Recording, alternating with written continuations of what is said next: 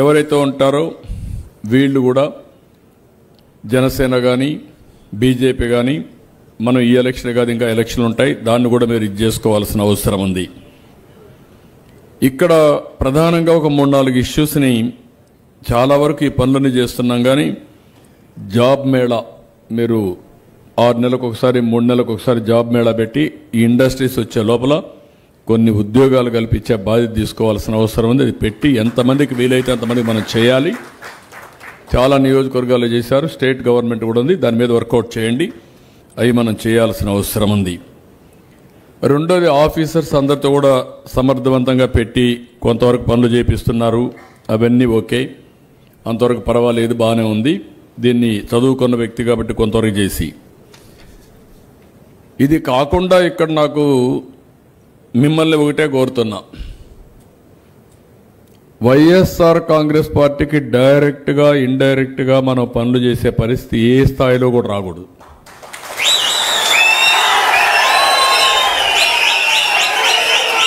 నేను I'm very clear on this.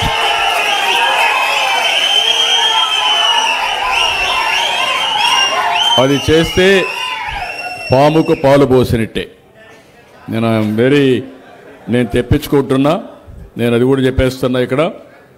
రెండోది, ఇక్కడ రెండో విషయం కూడా చెప్తున్నా మీ అందరికీ, మీలో ఒక్కొక్కరు ఒక్కొక్క పక్కన లాగకూడదు. నేను అది కూడా చెప్పేస్తున్నా. ఒక నాయకుడు ఈయన ఇష్ట ప్రకారం లాగడం, నాకు చెప్పడం, ఈడోడి చేయడం, అవి చేస్తే మాత్రం పార్టీ బలహీనపడుతుంది. ఒక లీడర్షిప్ కింద పనిచేస్తాం.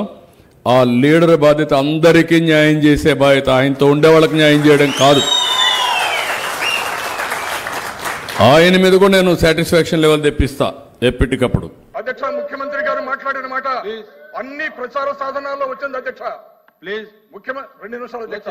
ప్రచార సాధనాల్లో వచ్చిందని ముఖ్యమంత్రి గారు మాట్లాడుతూ వాస్తవంలో ఉన్నటువంటి వైసీపీ వాళ్ళకి కనుక పనిచేస్తే పాముకి పాలు పోస్తున్నట్టు అని మాట్లాడారు అధ్యక్ష. వేరే సందర్భంలో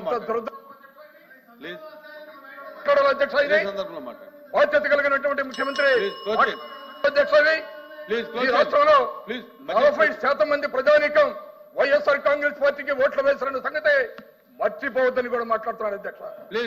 అంతేకాదు అధ్యక్ష, అయిపోయింది అధ్యక్ష, క్లోజ్ చేస్తాను. మరో మంత్రి గారు మాట్లాడుతూ క్లోజ్ చేయండి, బడ్జెట్ మీద మాట్లాడండి.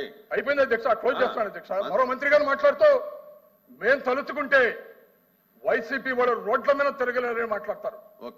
మరో మంత్రి గారు మాట్లాడుతూ మరో మంత్రి అయిపోయింది అధ్యక్ష. మరో మంత్రి గారు మాట్లాడుతూ పచ్చ చొక్కా వేసుకున్న వాళ్ళకి కూర్చోండి. అది వేరే సందర్భంలో మాట్లాడు, క్లోజ్ చేయండి ప్లీజ్.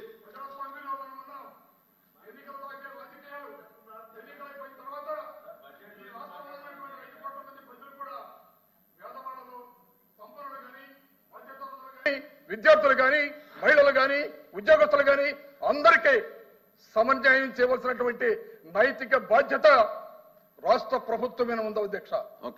ఆ విధంగా వ్యవహరించాలని కూర్చోండి.